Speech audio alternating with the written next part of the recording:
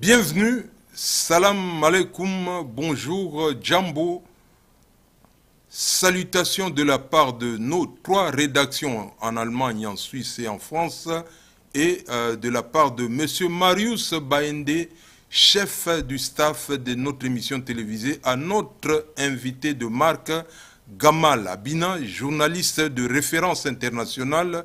Bonjour, M. Gamal Abina. Bonjour Lilo.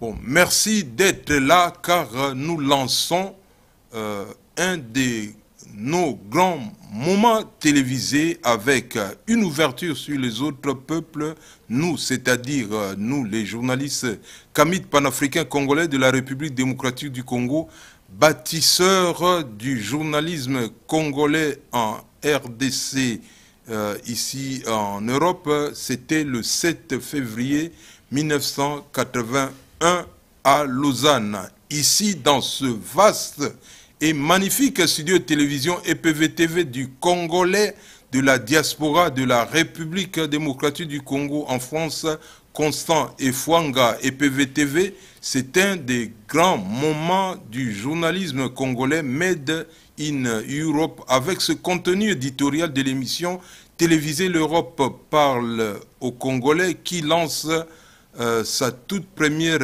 édition télévisée sur une série de 3 émissions consacrées au feu illustre président algérien Ouari Boumedienne. Cette première édition, nos rédactions en Suisse, en France et en Allemagne l'ont intitulée Ouari Boumedienne, suite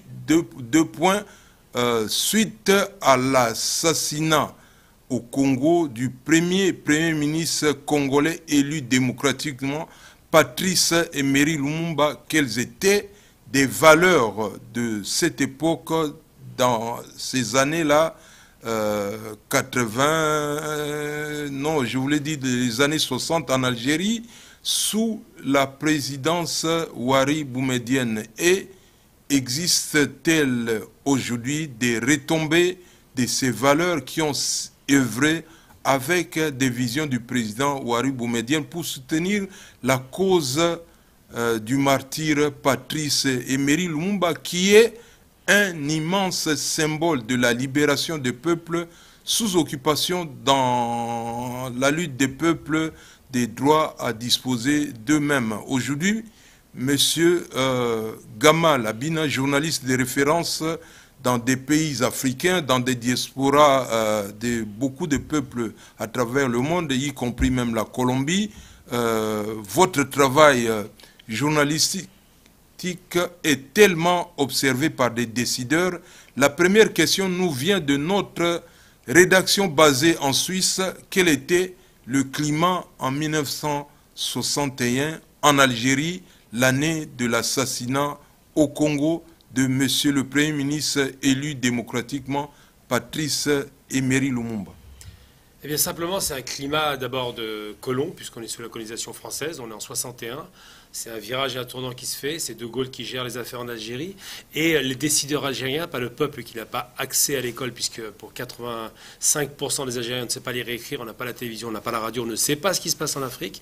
Mais on sait qu'il y a des leaders qui émergent, et les dirigeants algériens, donc ceux qui constituent le futur gouvernement algérien, le GPRA, vont s'intéresser à la question, effectivement, des décolonisations qui ont lieu en Afrique massivement, toutes celles qui sont faites et négociées par la France, mais pas seulement, celles qui se font dans des circonstances beaucoup plus violentes. En l'occurrence, on va parler de ce qui se passe évidemment avec les Belges, lorsque Lumumba a ce discours extraordinaire en 60 et qu'il dit devant ce souverain belge, Léopold II, que l'Afrique ne baissera pas la tête, qu'elle relève le nez, que nous ne sommes pas les esclaves, c'est un peu le propos qui est tenu d'ailleurs, et surtout, il met en évidence le fait que ces décolonisations négociées ne seront pas négociées par lui. Il arrache sa décolonisation, l'Algérie l'entend, le voit, ce discours va traverser toutes les frontières et va toucher les décideurs algériens qui n'accepteront pas non plus de négocier dans un rapport de force inférieur, mais qui vont se mettre en position de rapport de force supérieur en disant, puisque ils considèrent qu'ils vont négocier le désert, c'est ce qui était prévu à ce moment-là. Nous refusons la négociation de la partition d'Algérie, nous allons tout prendre. Et c'est ce que disait Lumumba, c'est un sentiment général de se dire un homme a relevé la tête, un homme a su à nouveau faire face à l'occidental en lui disant dans les yeux, nous ne sommes pas inférieurs. Les Algériens l'ont très bien entendu et quelque part vont honorer sa mémoire en se battant jusqu'au bout, jusqu'en 62. Bon, en 1961, l'Algérie était en pleine guerre. Tout à fait. La guerre des résistants algériens contre l'occupation. Et il y a une princesse royale de la dynastie royale d'Endongan Kenge. C'est une dynastie qui a été fondée par une femme, une africaine, au début du XVIe siècle, a toujours dit, si vous voulez faire de la politique, voilà l'exemple, c'est M. Ouari Boumedienne. Qu'est-ce que vous en pensez? Simplement parce que Boumedienne, c'est l'enfant d'abord d'idéologues africains, il ne faut jamais l'oublier. Alors moi, j'aime bien relier l'histoire au sens large et pas l'histoire au sens étriqué de la politique actuelle. On a par exemple en Afrique un pays qui est libéré qui s'appelle le Libéria. Problème, il est libéré par des ex-esclaves noirs américains qui arrivent là-bas et qui se comportent malheureusement, parce que l'occidentalisation des esprits s'est faite, comme des colons. Ce qui fait que les locaux vivent très mal l'arrivée de ces gens qui donnent des leçons et il y a des guerres qui se déclenchent. Donc le premier pays libéré, en gros, c'est Libéria, mais c'est une libération vraiment dans des circonstances très, très particulières. Après, il y a un autre pays qui est libéré, on l'oublie, c'est le Rif, la fameuse République du Rif qui va durer 6 ans, d'Abdelkrim el-Khattabi. Donc de 1920 à 26, il crée une république indépendante parce que l'objectif de M. Khattabi, c'est de libérer d'abord le Rif pour libérer le Maghreb uni. C'était ça son rêve. Et quand il fait ça, il crée un électrochoc dans l'Afrique, qu'elle soit musulmane ou pas, qu'elle soit du nord ou subsaharienne. Il dit, avec mes petits moyens, dans la bataille d'Anoual, qui est une bataille qui est restée célèbre dans le Rif, j'ai mis à terre une armée moderne, espagnole, 10 000 soldats qui sont à terre, 20 000 blessés et prisonniers. Il a gagné face à une grande puissance occidentale. Il sera vaincu après par la barbarie franco-espagnole, emmenée par les traîtres au Maroc, mais c'est vrai franco-espagnole, parce qu'ils vont gazer sa population, 200 000 morts du Rif, par gaz moutarde, les mêmes gaz utilisés pendant la Première Guerre mondiale et qui sont interdits en Europe, vont être utilisés pour faire plier un homme qui refusait de plier. Et cet homme-là sera un exemple pour beaucoup de leaders africains parce qu'ils vont se dire ça a été possible avec des moyens désuets, des paysans qui se battaient entre eux, se sont unis pour en finir avec le colon, nous pourrons y arriver. Et Boumedienne s'inspirera du Rif, tout comme les autres leaders africains vont s'inspirer des stratégies de guerre qui ont été inventées par cet homme Abdelkrim Khattabi. Et donc, pourquoi est-ce que Boumedienne est l'enfant du Rif et l'enfant des révolutionnaires africains et l'enfant évidemment de Gamal Abdel Nasser parce que panarabiste, simplement parce qu'il dit nous n'avons pas de gros moyens, mais dans des guerres asymétriques, donc une guerre par une armée structurée avec des moyens importants, chars d'assaut, avions et autres, et une guerre avec des guérillas, des guerrilleros en l'occurrence, c'est ce qui se passera en Amérique du Sud, et bien Abdelkrim Khattabi a pu montrer qu'avec peu de moyens, on pouvait battre une armée structurée parce que les guerres asymétriques donnent la possibilité à ceux qui sont des locaux de connaître le terrain et de pouvoir piéger l'adversaire alors qu'il ne s'y attend pas en prenant son matériel. C'est ce qui fait qu'effectivement, à ce moment-là, Boumedienne devient un modèle, pas seulement lui, je parle de l'Algérie en général, mais lui en particulier, parce que ça deviendra le modèle qui dira nous avons vaincu le colonialisme parce que nous avons été inspirés par nos prédécesseurs et nous allons en Algérie dans les années 70 créer ce qu'on va appeler par la suite la Mecque des révolutionnaires. Nous allons créer des bureaux à Alger de chaque mouvement révolutionnaire, qu'il soit Black Panthers aux États-Unis, qu'il soit de Namibiens, qu'il soit sud-africain, qu'il soit de l'ANC, Mandela était très proche des Algériens, qu'il soit évidemment breton, corse, qu'il soit, quels que soient les pays qui subissent le colonialisme ou le néocolonialisme, ils vont créer un bureau à Alger pour les encourager dans la République, dans la libération de ces peuples. Donc simplement Boumedienne est devenu une référence parce que précisément il s'inscrit clairement dans une lecture panafricaniste, panarabiste et surtout une lecture tiers-mondiste qui interdit au peuple du Sud d'être néocolonisé. Bon, nous avons publié une annonce par rapport à cette émission que vous allez être notre invité des marques.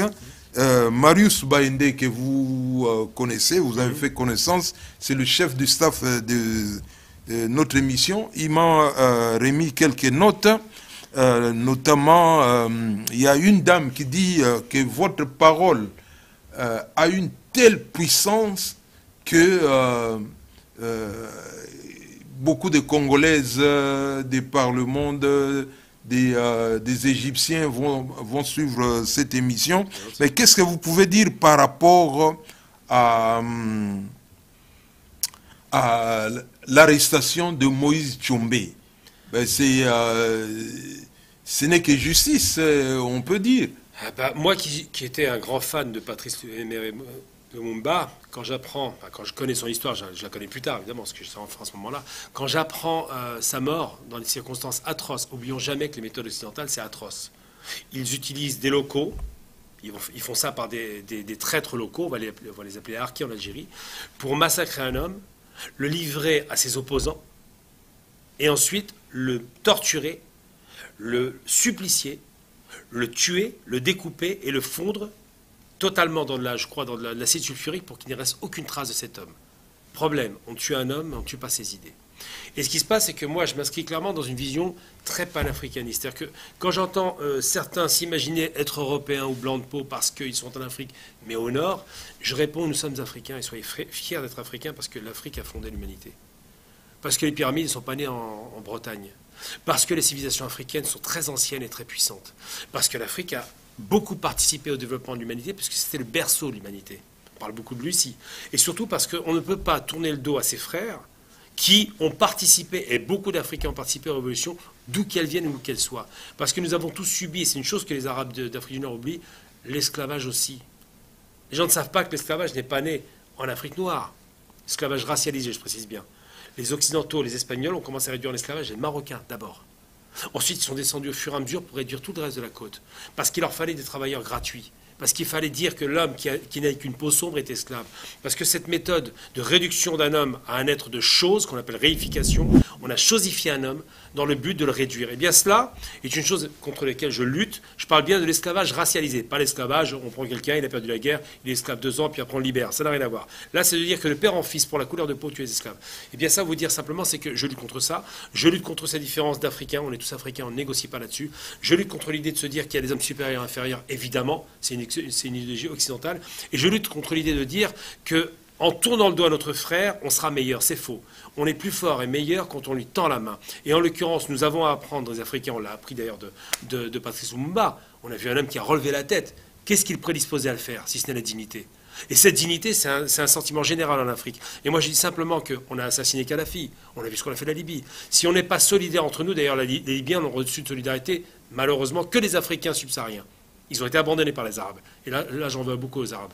Et bien simplement pour dire, si on n'est pas capable de comprendre que notre intérêt, c'est de travailler ensemble, de converger ensemble, parce qu'on a le meilleur continent de la Terre, parce que c'est le plus beau continent, parce que c'est le plus jeune, c'est le plus riche, c'est le plus vaste, et parce que l'idée africaine de l'humanité doit dépasser tout le reste, je rappelle, pour ceux qui ont envie d'imiter les Européens, que la perte de couleur, la mélanine, c'est un défaut, c'est pas une qualité. Il faut bien comprendre ça. Nous avons le plus de couleurs parce que nous nous protégeons du soleil. Eux ont perdu la couleur parce qu'ils ont moins de soleil, c'est tout. Donc c'est un défaut. Et bien d'oublier cela et d'oublier d'où nous venons, c'est se nier soi-même. Et on n'a jamais plus beau que dans sa nature. C'est en cela que je dis par rapport à ça, moi quand j'ai connu Lumumba, il m'a sensibilisé. Quand je vois les dignités, quand je vois ce personnage, cette prestance qu'il avait, ce regard puissant qu'il avait, et ce discours qui n'est pas resté au Congo de l'époque. Parce que c'est un alcoolique qui l'a trahi. N'oublions jamais ça. Un alcoolique, un type qu'on a acheté, Mobutu, que je méprise. Ce discours a dépassé ses frontières. C'est le discours du cœur. Il a parlé comme un homme noble, honnête, et qui disait « j'aime mon peuple ». Et ça, c'est un discours qui me parle. Et dans mes notes, il y a notre rédaction qui pense que Moïse Tchoumbé a été éliminé tout simplement par ses maîtres à penser. Je ne sais pas si cette hypothèse-là navigue dans les médias de l'époque en Algérie. Alors, c'est pas ce qui s'est passé. En vérité, il est mort, on le sait, ça c'est un fait acquis. On sait que Boumedienne voulait lui faire payer le crime de trahison, pas d'assassinat, parce que c'est pas lui qui a assassiné directement, mais de trahison de Lumumba.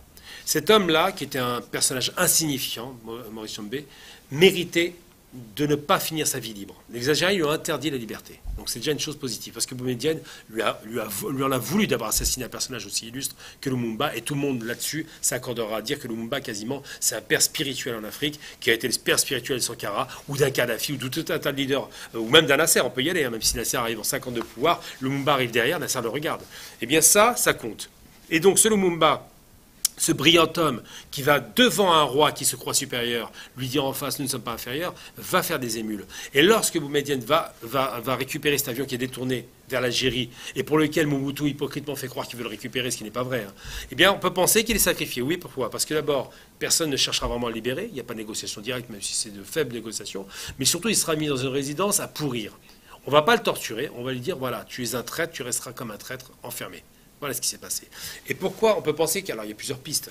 Soit les Algériens se satisfont de sa mort, et c'est normal, c'est un traître. Chez nous, on appelle ça un harki. Soit, il y a un autre mot, les Occidentaux qui n'avaient plus besoin de lui, parce que le Katanga en sécession, c'est quand on avait un homme honnête au pouvoir qui était Lumumba. Quand on a un Mobutu au pouvoir, c'est plus un problème, c'est une marionnette, donc on peut prendre ce qu'on veut où on veut, pas besoin de partitionner le territoire. On va tout garder ensemble. Donc les 2-3 partitions possibles n'existent plus, parce qu'ils ont un pantin au pouvoir. Et là, lorsqu'on pense qu'il est tué, il peut avoir été abandonné évidemment par l'Occident, tué par ses pairs du Katanga, tué ou abandonné par le Mobutu, ce que je ne crois pas, c'était de grands amis malgré tout, ou simplement il a payé son crime par l'Algérie. Mais ce qui est certain, c'est que l'Algérie ne l'aurait jamais laissé partir parce que c'est un assassin et un traître. Et ça, devant l'histoire, il a été jugé. En Algérie, il est mort et il devait mourir. Bon, il y a le vécu d'aujourd'hui. Nous avons vu une personnalité qui a fait plus de 350 kilomètres de la Belgique à Paris pour venir échanger avec vous quand nous avons annoncé, quand notre rédacteur en chef a annoncé que vous allez être notre invité. Qu'est-ce que vous pouvez dire, par exemple, aux gens qui sont dans le même courant que la démarche effectuée par cette personnalité congolaise qui s'est déplacée de la Belgique jusqu'ici pour vous parler? Qu'est-ce que vous pouvez dire par rapport à des valeurs de l'Algérie de cette époque-là qui a fait cause pour Lumumba? Est-ce que ces valeurs continuent à exister aujourd'hui pour défendre les peuples africains, la cause des Africains? Plus que jamais. D'abord, je suis honoré par le fait que cet homme soit venu jusqu'ici à Paris pour me rencontrer, parce que c'est quand même assez touchant dans la mesure où il a fait 300 km et sa femme est à l'hôpital, donc ça a doublement un impact pour moi. Ça veut dire qu'on prend un peu au sérieux, et tant mieux, hein. J'espère que mon message peut passer. Qu'est-ce que je peux en dire? Je vais vous dire par exemple qu'à Blida en Algérie, il y a une grande ville en Algérie qui s'appelle Blida, et il y a un jardin, un grand jardin, très beau d'ailleurs, très bien coloré, qui porte le nom de Patrice Lumumba. Tout comme de grands leaders africains ont été honorés en Algérie, des boulevards et tout un tas d'établissements scolaires, Lumumba est honoré parce que c'est un personnage qui fait partie du panthéon des figures décoloniales, des résistants et des vainqueurs, parce qu'il a vaincu. Lumumba, s'il était resté, et c'est ce que pensent les Algériens aussi, s'il était resté au pouvoir au Congo, votre pays serait une des plus grandes puissances africaines, parce que vous avez les plus grandes richesses d'Afrique et du monde. Vous avez tout ce que le monde peut espérer. Des terres rares, de l'or, du pétrole, du gaz, du bois. Il ne manque rien là-bas, plus une jeunesse qui pouvait travailler si elle avait été formée. On lui a interdit ça. Un pays qui est considérable, c'est je crois deuxième ou troisième plus grande surface africaine, et un pays qui a, sur le plan frontalier, beaucoup de partenaires potentiels s'il n'y avait pas la guerre. Malheureusement, ils sont mal entourés. Malheureusement, l'Occident voulait piller sans payer. On connaît la musique, on exploite, mais on donne une dîme à 10% de ce qui est exploité. Donc, qu'est-ce qu'on peut dire du personnage de Lumumba en Algérie? L'Algérie, il fait partie, comme je dis, du panthéon des résistants, des révolutionnaires et des hommes qui ont gagné. J'ai envie de dire que le premier gagnant de l'indépendance en Afrique, ce n'est pas les autres pays décolonisés qui ont été plus ou moins planifiés. C'est lui, le premier. C'est lui qui a été capable, alors qu'il n'y avait aucune raison, de montrer la fierté et la dignité, et les Algériens l'ont très bien vu. On ne peut pas oublier ce regard, on ne peut pas oublier ce discours d'un homme qui sait qu'il va violer le protocole devant le nabo de Belgique, le roi de Belgique. Il va violer le protocole pour dire « je relève la tête ». On ne peut pas l'oublier. Il savait le risque qu'il prenait. 10 mois plus tard, on commence à lui faire des histoires. Immédiatement après l'indépendance, on essaie de détruire le pays. Et bien ça, c'est une chose que les Algériens ont très bien vue. Ils ont compris que c'était possible, je l'ai dit, mais pas seulement, ils ont compris que la dignité devait dépasser toutes les peurs. Il a su dépasser ses propres peurs et elles étaient réelles. Les gens qui l'ont conseillé lui ont dit c'est peut-être une erreur. Il y est allé quand même. Ça, c'est quelque chose qui résonne dans le cœur de l'Algérie parce qu'on a honoré de grands résistants. Je veux dire, qui ne connaît pas la plupart des grands leaders africains honorés en Algérie, ils sont là, il n'y a pas de problème. Hein. Mais concernant Lumumba, ça a toujours été pour moi, Sankara arrive très tard, effectivement, dans l'histoire, est assassiné aussi dans les mêmes circonstances. Mais Lumumba, c'est vraiment l'homme qui donne le sentiment, ce retour de dignité qui donne le sentiment aux Noirs africains, qui n'étaient pas esclaves, d'ailleurs, il faut le rappeler à ce moment-là, puisque c'est l'esclavage à l'extérieur, que la dignité, elle s'arrache avec un regard dans les yeux, par la force, et non pas en mendiant. Certains pays ont accepté de mendier, on voit le résultat aujourd'hui. Ceux qui se sont battus ont eu des résultats nettement supérieurs. Il fait partie de ce panthéon des grands hommes, tout simplement. Bon, j'étais dans un appartement très luxueux dans la ville de Neuilly, que vous connaissez aussi, c'est à côté de Paris. Et c'est l'appartement d'un des proches de l'ancien président Jacques Chirac, qui me dit, j'étais avec un journaliste plus jeune que moi, Yves Kambala, qui travaille pour une chaîne de télévision privée, qui travaillait à cette époque-là pour une chaîne de télévision privée. Et le monsieur me dit, mais vous connaissez le monsieur Lilo, journaliste, vous connaissez le drapeau le plus populaire ici dans les rues de Paris, en France? Moi, je dis non, non. Il dit, mais c'est le drapeau algérien. C'est clair. Et puis, il me dit tout de suite après, mais le drapeau qui suit le drapeau algérien dans les rues de Paris ici, c'est le drapeau, je dis français, il dit non, c'est le drapeau congolais. Mais comment vous pouvez interpréter ces paroles-là? C'est toujours une synergie entre les deux peuples, entre les deux pays, une synergie populaire. J'ai envie de dire simplement, c'est que, alors, il faut rappeler des choses très graves qui se passent actuellement au Congo, parce qu'on l'oublie, les RDC, pour être très précis. Il y a entre 6 et 10 millions de morts aujourd'hui. Voilà. Un martyr, un peuple qu'on a oublié. Tout le monde pille, tout le monde tue, tout le monde massacre. Tout le monde s'en fiche. Je parle du reste du monde. Évidemment, nous, on ne s'en fiche pas. Ça fait mal au cœur de voir que des frères se tuent entre eux pour des raisons d'argent, tout simplement. Mais cette réalité est là. Donc c'est un peuple martyr qui sait ce que veut dire le martyr, puisqu'il l'a subi dans sa chair lourdement longtemps après la colonisation. Et l'Algérie a subi le martyr pendant 132 ans. Donc ce lien organique, il existe. D'abord parce qu'on est africain. Je le répète à chaque fois, ceux qui l'oublient en Afrique du Nord, on est africain. Et il faut être fier de l'être. On est africain et on a un destin commun. Et on est africain, on a un futur commun qui peut être très puissant si l'Algérie, effectivement, se déploie et que les autres pays d'Afrique font le même travail. Pour vous donner un exemple très concret, par exemple, le gouvernement algérien vient de mettre une enveloppe de 1 milliard de dollars sur la table. Pas pour acheter ou je ne sais, non, pas du tout. Ils disent que c'est une enveloppe pour le développement économique de l'Afrique. Ce n'est pas une grosse enveloppe, mais la démarche, c'est de dire on met de l'argent maintenant pour qu'on ait des développements pérennes sur le territoire et non pas de l'exploitation des richesses. C'est-à-dire que venir piocher dans des mines de pétrole, de gaz, je ne sais, ça c'est facile à faire. Mais développer des infrastructures économiques qui sont durables, c'est autre chose. Et bien, cette démarche-là, les Congolais la ressentent parce que la communauté congolaise à l'étranger est importante, évidemment, et a dans son esprit, dans son inconscient collectif, un sentiment d'attache très fort. Parce que le Congo, c'est d'abord un espoir qui a été vite massacré par un barbare. Donc l'espoir, c'était le Lumumba. Le barbare, évidemment, c'est Mobutu avec sa toque de léopard. Mobutu qui va mourir où en plus? Chez son frère Hassan II. Ça ne s'invente pas. Entre dictateurs, on se comprend. Et le Congo sait qu'il est passé à côté d'une histoire qu'il peut rattraper. Aujourd'hui, le monde change vite, les rapports internationaux changent, et il y a la possibilité d'espérer un retour du Congo dans ce qu'il a toujours été un pays pionnier. Et ça, les Algériens le ressentent, les Congolais le ressentent. C'est pour ça que cette fierté, qui n'est pas encore tout à fait assise, parce qu'évidemment la communauté congolaise en France, on ne la voit pas beaucoup, mais elle s'exprime tout de même, eh bien cette fierté doit être retrouvée pour que ces pays-là retrouvent leur dignité. La dignité, elle a existé au Congo, elle s'appelle Lumumba, il faut faire en sorte que d'autres Lumumba émergent, et surtout que la dynamique de la libération du territoire, de toutes les influences étrangères, disparaissent au profit du peuple congolais.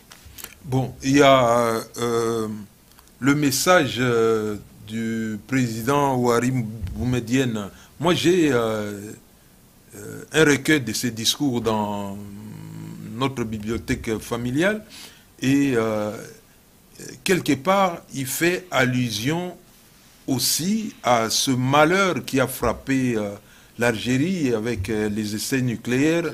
C'est ce malheur-là, des essais nucléaires, entre guillemets, frappe aussi la République démocratique du Congo, mais est-ce que actuellement, par rapport à des valeurs du président Ouari Boumedienne, est-ce qu'il y a des médias commentent les actualités terribles qui se passent en République démocratique du Congo?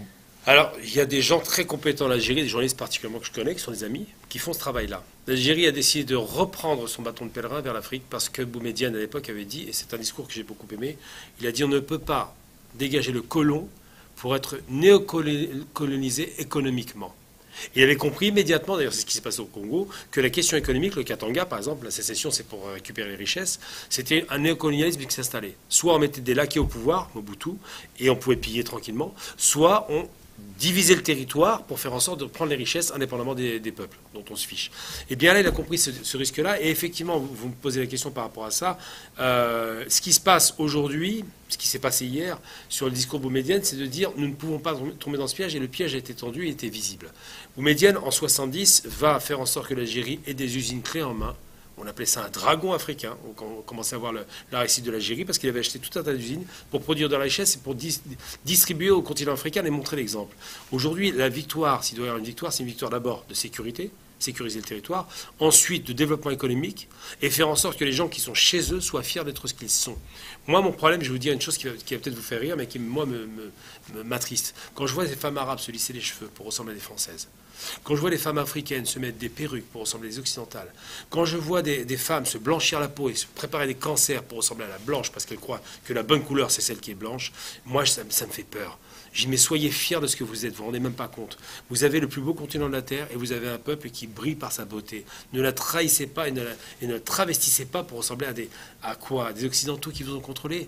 Il y a autre chose. La beauté africaine existe, il faut la réapproprier. L'économie africaine existe, il faut revenir dessus. Et la dignité africaine a existé et existe, il faut l'appuyer. Donc c'est pour ça que la question algérienne, quand Boumedienne a fait ce travail en 70, ça a été un travail considérable sur un plan idéologique. Et aujourd'hui, l'Afrique doit se décoloniser économiquement et récupérer ses richesses et son contrôle de ses propres productions industrielles, céréalières et des richesses pour faire en sorte de récupérer la dignité. Un peuple qui a faim ne peut pas être digne, parce qu'il ne pense qu'à se nourrir. Un peuple qui se nourrit peut commencer à réfléchir et récupérer sa dignité. La dignité, c'est à la fois la sécurité, c'est aussi la production de sa propre richesse, il n'y a pas de raison de la faire avec d'autres, et c'est surtout le fait de récupérer sa souveraineté. Cette souveraineté qui nous a été confisquée trop longtemps, pendant 60 ans, aujourd'hui, cette question revient sur le devant de la scène, et il faut faire en sorte que les Africains sachent se l'approprier, comme ce qui se passe actuellement au Sahel.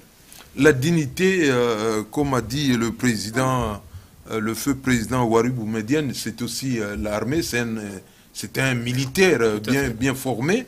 Et Lumumba, quand il est mort aussi en tant que ministre de la Défense de la République du Congo, parce qu'à cette époque-là, le pays s'appelait la République du Congo, ça ne s'appelait pas encore la République démocratique du Congo. Mais l'armée algérienne... ça peut être aussi un modèle pour des militaires de la République démocratique du Congo, non?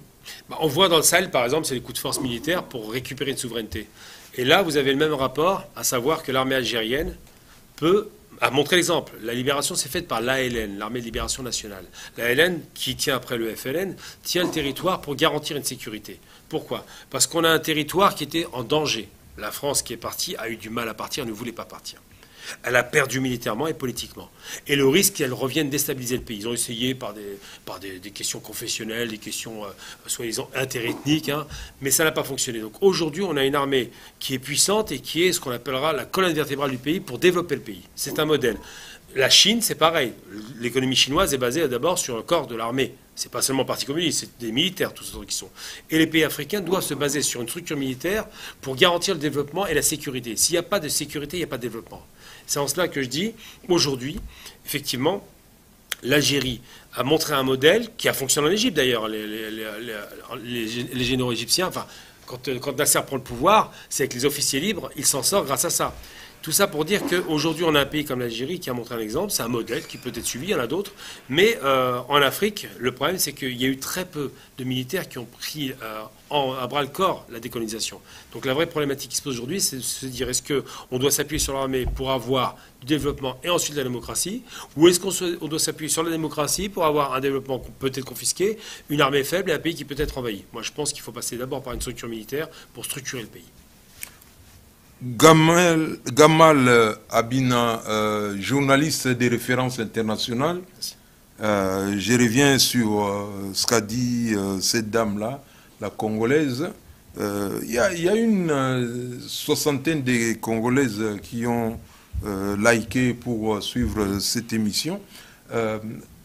Qu'est-ce que vous pouvez dire par rapport à l'image actuelle de Lumumba dans le milieu des femmes algériennes? Alors, elles étudient, hein, parce que l'Algérie a réussi un pari audacieux. On est parti avec 15% d'Algériens qui savaient lire et écrire et 2000 universitaires. Voilà ce que la France a laissé en Algérie, en 62. 2000 universitaires sur 9 millions d'habitants. Et 15% de gens qui savent tout juste lire et écrire. Aujourd'hui, c'est l'inverse. On a plus de 95% de gens qui savent lire et écrire. Donc, toutes ces questions africaines, elles sont étudiées à fond. À telle enseigne que même l'Algérie a décidé de faire une radio, Efriqiya, qui existe maintenant, une télévision AL24 avec un programme Afrique. C'est-à-dire que l'Algérie commence à reprendre pied, entre guillemets, sur son idéologie panafricaine. Et ces questions-là sont abordées et sont étudiées. Et les discours de Lumumba sont étudiés. Donc aujourd'hui, la figure de Lumumba est une figure qui est de plus en plus riche en termes de perception, parce qu'il y a de plus en plus de documents, de plus en plus d'écritures, de plus en plus de choses qui ont été faites. Un film formidable, une fiction a été faite sur lui, un travail extraordinaire. Tout un tas de documentaires ont été faits extrêmement forts, qui traduisent non seulement, alors que ça n'a pas duré longtemps, sa pensée, sa volonté indépendantiste, son esprit de dignité, qui est vraiment la chose qui revient en premier. Tous ces éléments-là sont des éléments qui donnent le sentiment, effectivement, en Afrique en général, mais en Algérie en particulier, que le panthéon des révolutionnaires, il fait figure d'un des premiers. Voilà que pensent les Algériens. Donc on connaît tous Lumumba en Algérie, c'est pas difficile, parce que c'est évident, on l'étudie. Et par là même, on sait que Lumumba, ça a été une opposition à la Belgique, à la CIA, à la France. Il faut quand même se rappeler une chose, hein. Ils s'y sont mis à 3 pour l'assassiner en plus des traîtres. C'est pas rien. 3 contre un homme, 3 nations, la CIA, la Belgique, la France. C'est vous dire à quel point ils avaient peur de ce que cet homme représentait pour les Africains.